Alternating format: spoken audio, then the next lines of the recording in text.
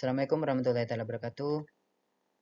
Alhamdulillahirrahmanirrahim. Wassalatu wassalamu ala asyrofil anbiya'i wal mursalin wa ala alihi washabihi ajmain amma ba'du. Selamat datang di Aminullah Channel pada pelajaran Sejarah Kebudayaan Islam kelas 7. Semoga yang mendengarkan diberi pemahaman dan jadikan anak-anak yang soleh-soleha dan semoga sehat selalu. Amin ya rabbal alamin. Sejarah Kebudayaan Islam yang berjudul Sejarah Kekhalifahan Dinasti Umayyah. Pengenalan Dinasti Umayyah. Dinasti Umayyah adalah dinasti pertama yang memerintah kekhalifahan Islam. Pusat pemerintah terletak di Damaskus, Suriah. Dinasti ini berkuasa dari 661 Masehi hingga 705 Masehi. Mendirikan sistem kekhalifahan yang lebih terstruktur setelah masa pemerintahan Rasulullah SAW dan Khulafaur Rasyidin. Pendiri dinasti Umayyah, Muawiyah I adalah pendiri dinasti Umayyah.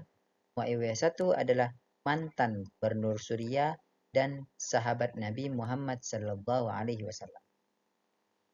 Setelah peristiwa Perang Siffin dan terbunuhnya Khalifah Ali bin Abi Thalib, Muawiyah diangkat menjadi khalifah pertama dari dinasti Umayyah pada 661 Masehi.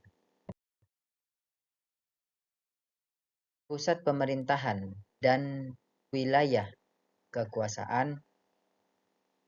Pusat pemerintahan Damaskus, Suriah.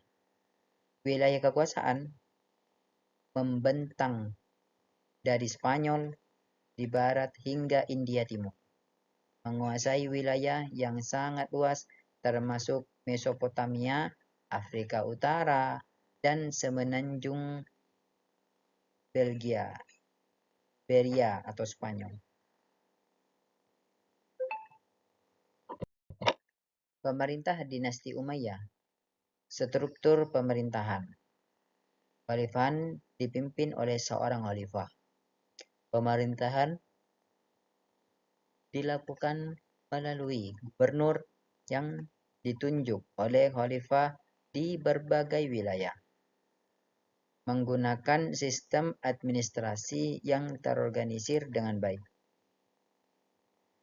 Jadi pemerintahan dinasti Umayyah bukan kaleng-kaleng, bahkan mempunyai struktur kepemerintahan. Bahkan kekhalifahan saja dipimpin oleh seorang khalifah. Pemerintah dilakukan melalui gubernur yang ditunjukkan oleh khalifah di berbagai wilayah. Jadi bukan hanya satu wilayah, tapi berbagai wilayah. Menggunakan sistem administrasi yang terorganisir dengan baik. Jadi kalau suatu pemerintahan atau suatu organisasi atau suatu instansi menggunakan sistem administrasinya baik, maka terorganisir dengan baik. Kejayaan dinasti Umayyah. Ekspansi wilayah dinasti Umayyah berhasil menaklukkan wilayah yang sangat luas, termasuk Afrika Utara, Spanyol, dan sebagian Asia Tengah. Perdagangan dan ekonomi. Jadi kejayaan dinasti Umayyah itu ada ekspansi wilayah, ada perdagangan dan ekonomi. Perdagangan ekonomi meningkatkan perdagangan antar wilayah termasuk dengan Eropa, Afrika, dan Asia. Membangun infrastruktur yang mendukung ekonomi seperti jalan raya, jembatan, dan sistem irigasi. Kebudayaan dan ilmu pengetahuan peningkatan kebudayaan. Jadi kebudayaan dan ilmu pengetahuan itu ada peningkatan kebudayaan, ada ilmu pengetahuan. Peningkatan kebudayaan.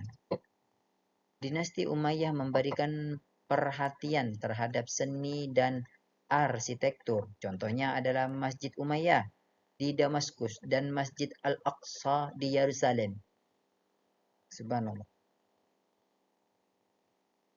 ilmu pengetahuan. Pada masa ini perkembangan ilmu pengetahuan dan sastra berkembang pesat meskipun lebih dominan dalam seni dan budaya daripada sains. Tantangan dan kritik terhadap dinasti Umayyah. Perselisihan dengan kelompok lain. Nah, satu, perselisihan dengan golongan Syiah, kritik terhadap kemewahan. Perselisihan dengan golongan Syiah, setelah terbunuhnya Khalifah Ali bin Abi Thalib, banyak pengikut Sayyidina Ali yang tidak setuju dengan pemerintahan Umayyah. Kritik terhadap kemewahan, banyak pemimpin Umayyah yang dikritik oleh hidup dan kemewahan dan jauh dari prinsip-prinsip hidup sederhana yang diajarkan Islam.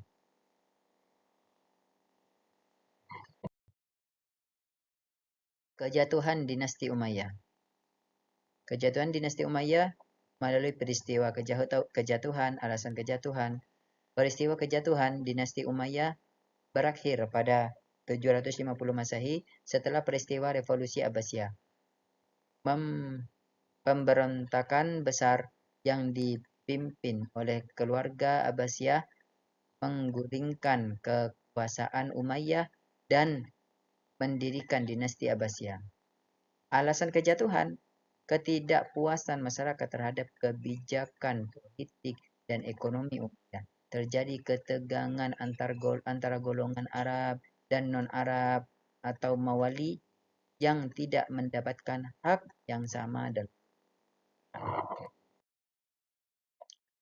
warisan dinasti Umayyah. Meskipun dinasti Umayyah runtuh, banyak warisan yang ditinggalkan antara lain peninggalan arsitektur Islam yang megah, penyebaran daya Islam ke berbagai wilayah seperti Spanyol dan Afrika Utara. Pengaruh kuat terhadap struktur pemerintahan Islam yang kemudian diteruskan oleh dinasti Abbasiyah. Jadi kesimpulannya, dinasti Umayyah adalah dinasti yang memberikan banyak kontribusi terhadap penyebaran Islam dan kemajuan peradaban. Kejayaan dan kemakmuran di bawah pemerintahan Umayyah membawa Islam ke berbagai belahan dunia. Meski menghadapi tantangan besar dan berakhir dengan revolusi, warisan Umayyah tetap berpengaruh dalam sejarah Islam. Terima kasih atas perhatiannya dan partisipasinya. Semoga sehat terus dan dapatkan ilmu yang barokah. Apakah ada pertanyaan? Silakan komen di bawah ini ya. Insya Allah saya akan jawab satu persatu. Mungkin hanya ini dapat saya sampaikan. Wabillahi taufiq wal hidayah. Assalamualaikum warahmatullahi wabarakatuh.